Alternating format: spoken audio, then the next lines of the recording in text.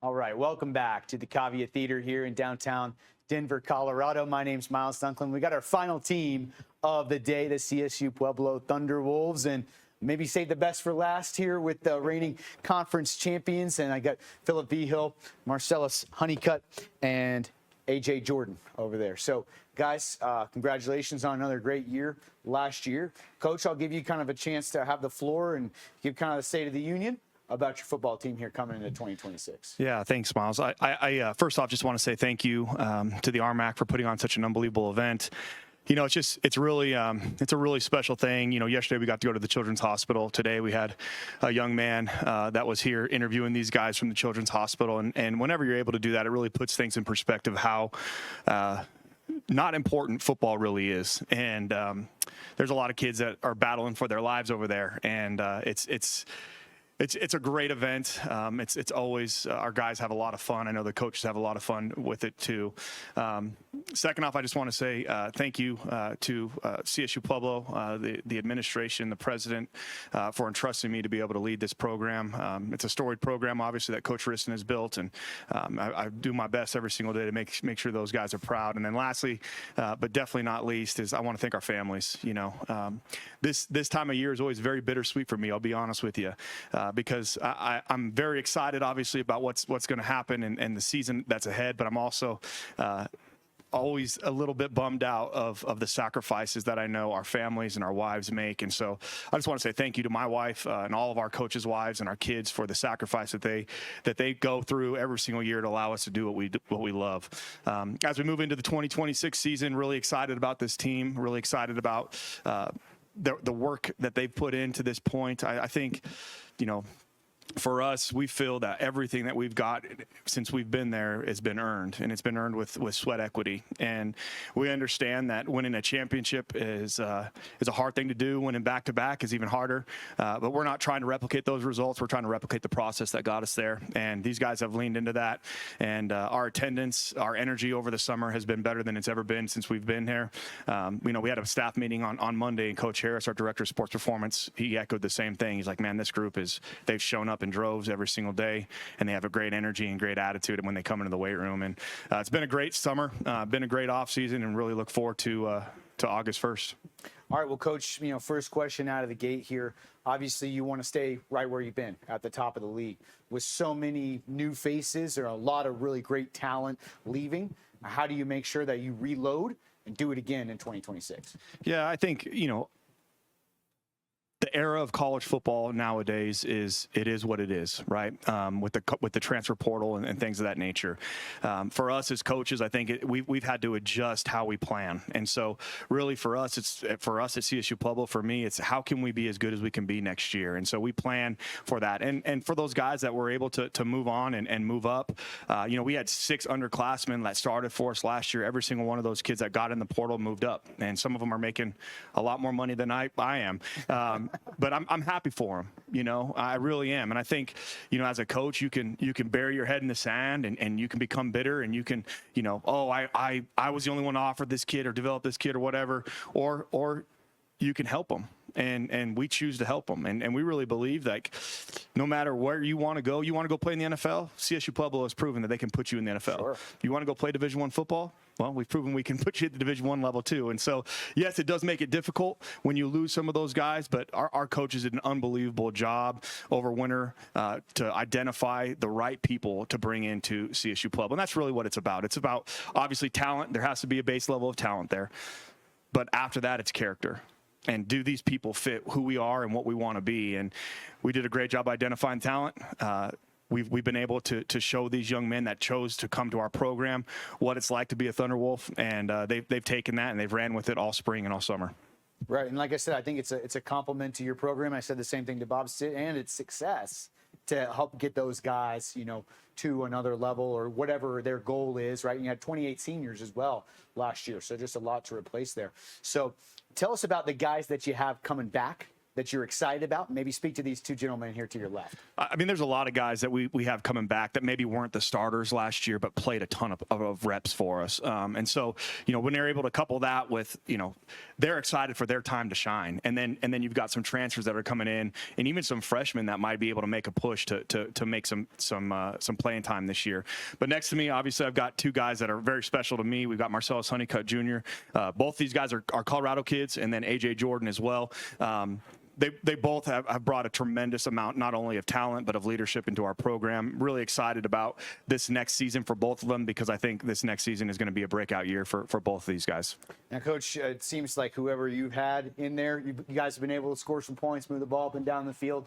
Tell us about your offense this year, in particular the quarterback position, and what that outlook looks like going into the season. Yeah, I mean, we've got a great opportunity in front of us to make sure that our guys are on the same page because we don't have a ton returning on the offensive side. We're replacing all 5 offensive linemen up front, replacing a quarterback, replacing a tailback, replacing 2 tight ends, replacing the receiver of the year. There's a lot of guys that we are replacing on the offensive side. Now, I will say this. There are certain positions on the offensive side that going into the season, I think we are more talented than we've ever been. And like I said earlier, these guys are extremely hungry. Like they're carrying a chip on their shoulder like I've not seen since I've been here, and they're working like it every single day. So I'm excited about the offense. I think Coach Dodge does an unbelievable job, our offensive coordinator. His biggest issue this year is going to be making sure that everybody's happy, because we got a lot of guys that deserve the ball in their hands, and the guy that's going to be throwing the football, I don't know who it's going to be yet. I'll just be honest with you. But we've got some talented players in that room that are going to continue to battle it out through fall camp, and we'll see what happens. All right, one of the most talented guys in the league sitting right next to you there in Marcellus. So tell us about what you think the offense can be this year, and just how good that passing game can be as you get featured a little bit more next season. I feel like it could be very special. Like, damn, like going into the season, I'm just excited for what we can display on the field. Like, going into the season, I'm just really hoping we just stay disciplined and keep moving forward, moving one game at a time. Now, we saw you really turn it up as the season went along, turn into one of the more dangerous players in the league, a big play threat, certainly. What have you worked on over the course of the offseason to get yourself ready for this next year? Just staying healthy and keeping my body right, and then really just focus on more of like being, how would I say it? How would I put this? Like being more in tune with the game, like understanding the game more. So like being able to like understand the defense and stuff like that. Yeah. Now I noticed you guys have some jewelry on over there. I don't know if you want to show that to the camera.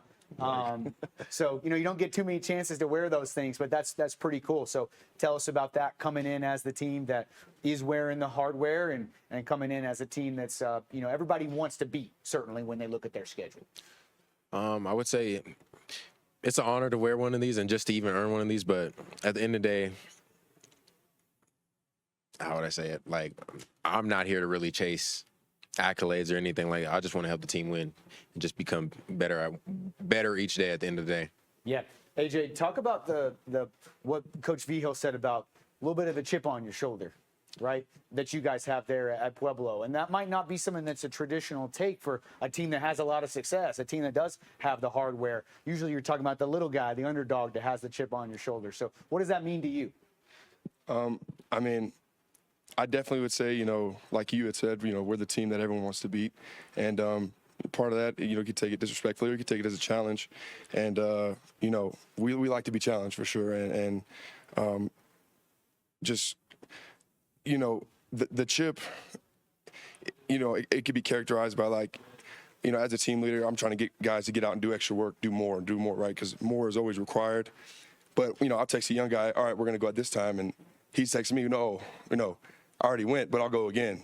Those type of things where it's like guys, all around are constantly trying to get better and just find, whatever hour of the day that they can get in work extra, it's tremendous. Tell us about your defensive line group, if you guys feel like you can be a feared unit in the league, and maybe some other players you're excited to play in next year.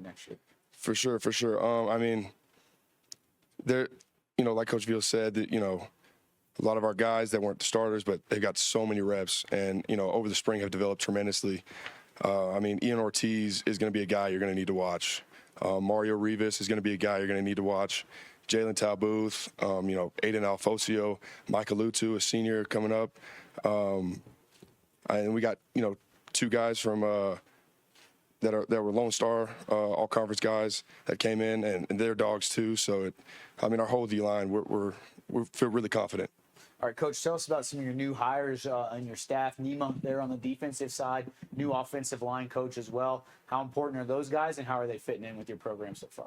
Yeah, again, when you hire good people, and you win games, they get opportunities to move up. And since we've been there in 3 years, I've had 13 coaches leave, and every full-time coach that's left has moved up to the Division I level. Every GA or restricted guy that's left us has found a full-time job. And I really feel like for me as a coach, like that's part of my greatest calling is to coach my coaches and try to help and develop them. But with that comes turnover. And I'll tell you, I've gained a new respect for Nick Saban and what he was able to do at Alabama, because every year they were losing coaches, but the standard didn't slip. And so for me, it's about, again, just evaluating the right people to bring into our program with Coach B on our defense. He was already there. He was there since I started in 2023. He started out as our corners coach. Then he moved to our linebackers coach last year. And he's one of the brightest young minds I've been around from a defensive standpoint. And I'm really excited to watch him take the reins there. We hired a new defensive line coach, a new secondary coach. Both those guys are going to do a really good job at bringing our team together. They've already done a great job in recruiting and developing, even in this spring. On the offensive side, actually, our offensive staff has stayed the exact same. Okay. So our offensive line coach is still Coach Davis. He's still there, and Coach Dodge, our offensive coordinator, and so our offensive guys have stayed the same. But to answer your question, again, it's just really about, just like you do with players, it's about evaluating the right people to come in, and I look for guys that want to develop great relationships, that are great recruiters, that obviously can teach, because that's really at the heart of it, what we are as teachers. Yeah, AJ, your take on some of those new coaches on defense, and maybe some not so new, but new in their role, and kind of the energy they're bringing to the table. The standard, it hasn't changed at all, right? Still want to be the best team in the country, getting better. And, when it comes to our defensive mindset, Babe Honey coming up, he was already the linebackers coach, so that standard has never changed. And we're not doing anything different, scheme-wise at all. And so, there's no learning curve. So we're going to hit the ground running with that. Coach Wu Ching stepping up as the defensive ends coach. From the day I met him, he sat me down and just told me everything he's about. Heavy on the CPR is what he calls it, coach-player relationship. And just, whenever you got a guy like that leading you, or I guess, coaching you, it just – all the information that he gives you, you receive it so much better, whenever he wants to build that really tight relationship with you. Yeah, Coach, I want to ask you about your special teams. You got a kicker coming back next year that you feel pretty good about, I imagine, and what that unit looks like. Special teams are always a fluid concept for us at CSU Pueblo, not in that. It is one of the most important things that we do. We spend a ton of time on it. We talk about it's the punch that people don't see coming. When I say fluid, there's going to be a ton of competition on special teams for guys to be able to make the bus. We've got a very talented roster, in my opinion, and with that comes few spaces on the bus to be able to go to road games. And so there's going to be a lot of guys that are going to be battling their tails off to try to get on special teams and be four core guys so that they can guarantee themselves a spot on the bus for us as we move through it. And really, our best players are going to play teams. Obviously, you mentioned Jackson. Jackson had an unbelievable year last year, and it really was a weapon for us and won us some games. And we understand how important the kicking game can be, because we've lost some games, unfortunately, because of that as well. And so I'm excited about where we're headed. I'm excited about that unit, and it's going to be a lot of fun to watch. Let's take a quick look at your schedule for this upcoming season as we get ready to wrap things up on our day. Coach, your thoughts on Central Missouri, Fort Hays State, and then Colorado School of Mines right out of the gate there at home for you in the conference season. Yeah, the MIAA has a reputation for being one of the best conferences in the country. I've coached in that league for a long time. Have a lot of respect for the teams in that league. And Central Missouri and Fort Hays are always two teams that are at the upper tier or competing for a conference championship in the MIAA. Both those teams are going to be playoff contender type teams for us, and so we're going to have to start really quickly. I think that's something for us is when you have a young team and a lot of inexperience, the only way you get experience is by getting it. And so we we've got to make sure that we're very smart in how we approach those games. And then obviously starting our conference schedule, we've got 3 teams right out the gate that are going to challenge us tremendously. And Colorado School of Mines won in overtime. Shadron won in overtime. Colorado Mesa came down to the last drive. And so we know we're going to have our hands full as we start. The first 5 games of this season is going to tell us a lot about who we are and where we can go. All right, AJ, Marcellus, Coach Vigil, thank you so much for your time. It's now the point of the program where we have to wrap things up, say thank you to our folks behind the scenes, certainly Toby Hatcher and David Sharman, as well as Cody, who makes everything happen for us here at the RMAC Network. Also really want to